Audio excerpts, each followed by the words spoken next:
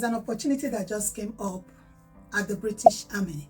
So they have this amazing opportunity that they are asking people from the Commonwealth to come join their military. Now, there are lots of things that you would have to consider before you go ahead with the application. And those things are things I'm going to show you in this video today. I'm going to take you to the platform, show you the application process, how you can go about it, what are the countries that are eligible for this recruitment, and what do you stand to gain if you decide to join the British Army. Are you supposed to come with your family? Would your family be looked after? Will you be taken care of?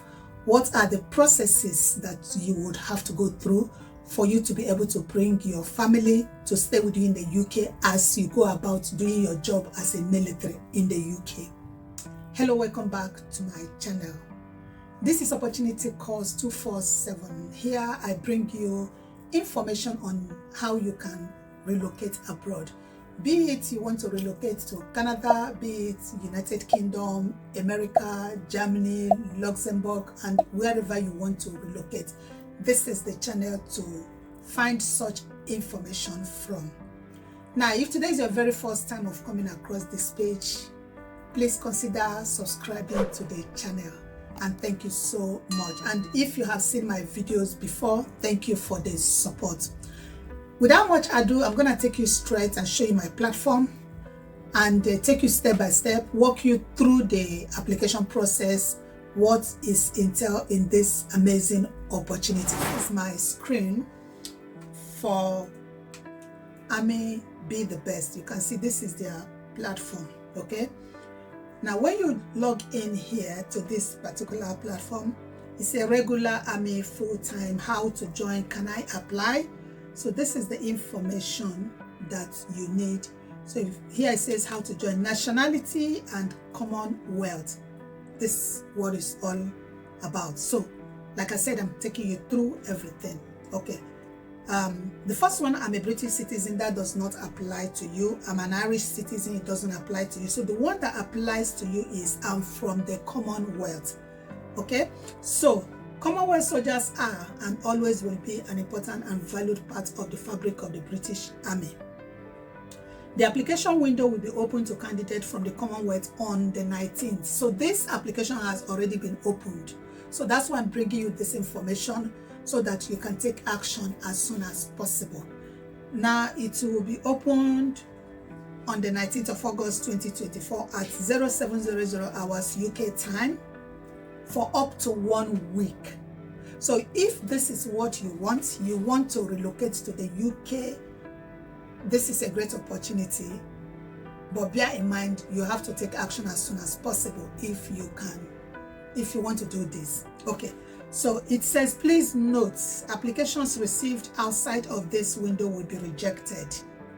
Only applicants that apply for available roles will be considered. So you must be applying for one of the following roles. So these are the roles they have.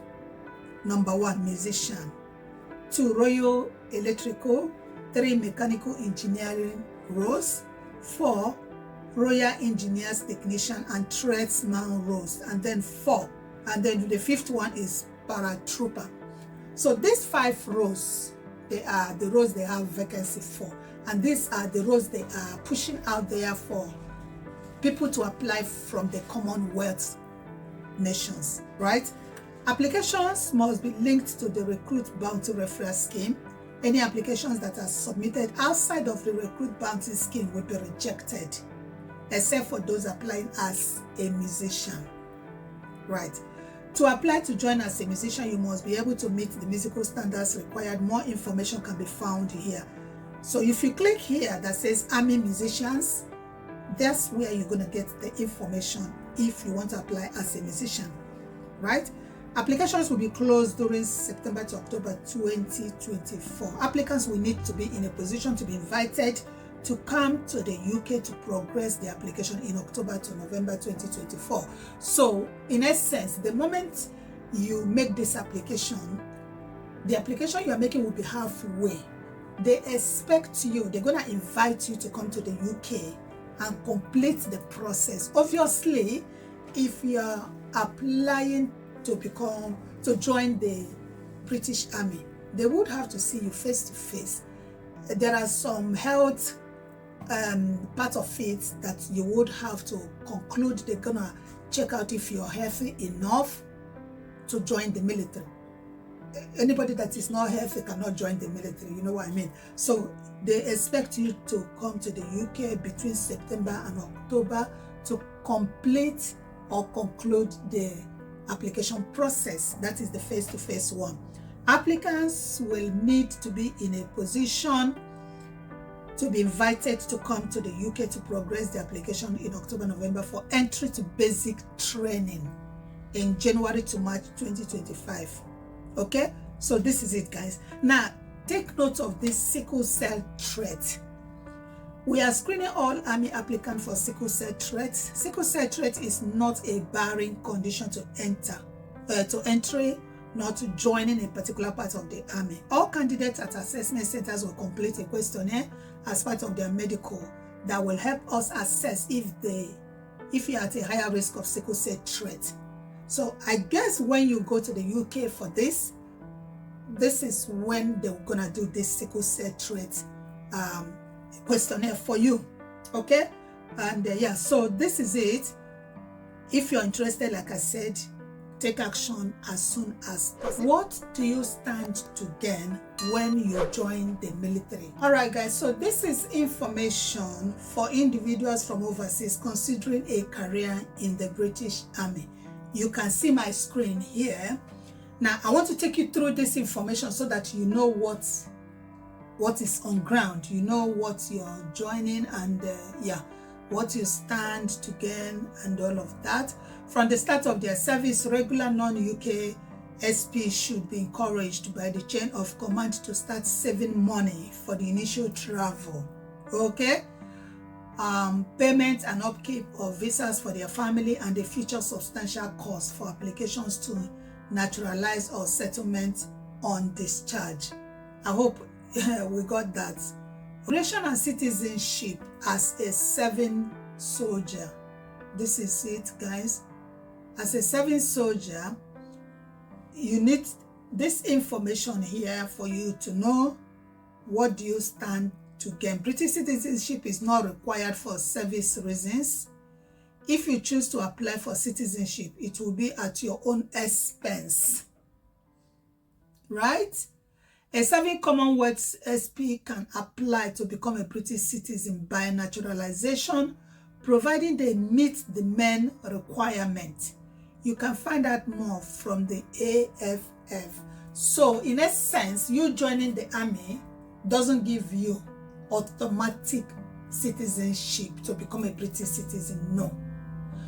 If you want to become a British citizen, even though you have joined their army, you would have to go through the application process and meet up with the requirement that every other person have to meet up with before they can gain citizenship.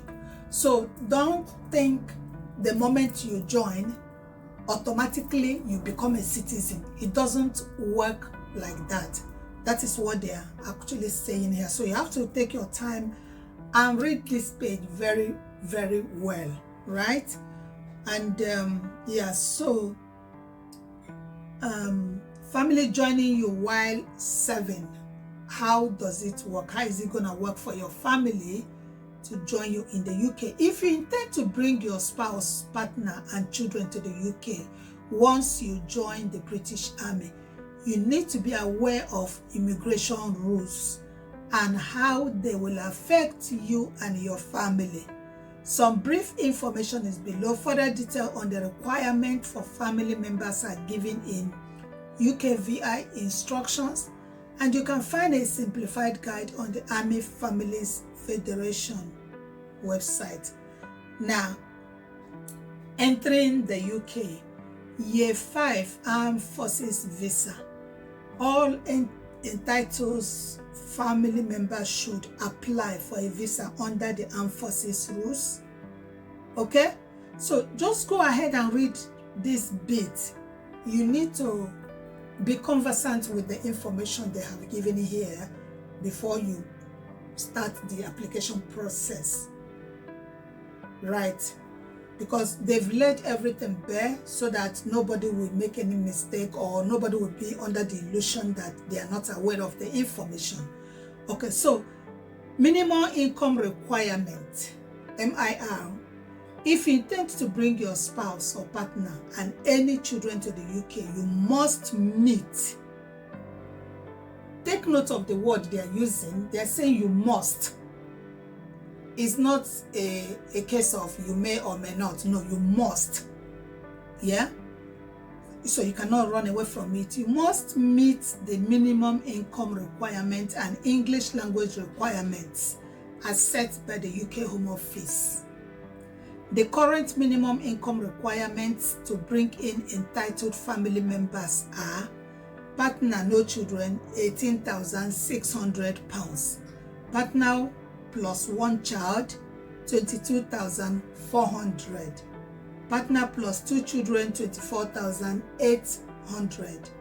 Partner plus three children, £27,200.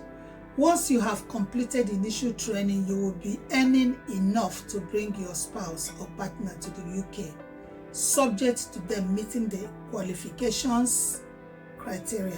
If you have children, please be aware that it will take you several more years service. I hope you guys are getting what I'm saying here, what they are saying basically. If you have children, please be aware that it will take you several more years service before you earn enough to bring them to the UK as well. A rough guide to what you can earn can be found on the Army website, but typically a soldier would need to serve from 5 to 6 years to earn £27,200. So for you to earn £27,200, you must have served from 5 to 6 years. Okay? For you to earn 27,200. Let that, okay. So I leave that there. If you're interested, just go through the information. Okay? And now there is the visa to enter per person is £1,523. Indefinite leave to remain after 5 years is £2,389 per applicant. Now citizenship is 1,303. Okay, so this is it, guys. I'm just gonna leave it here. I don't want this video to be too long. And yeah, every other information you need is on this website that I have shown you. Just go through the website and get yourself acquainted with every other information that you need.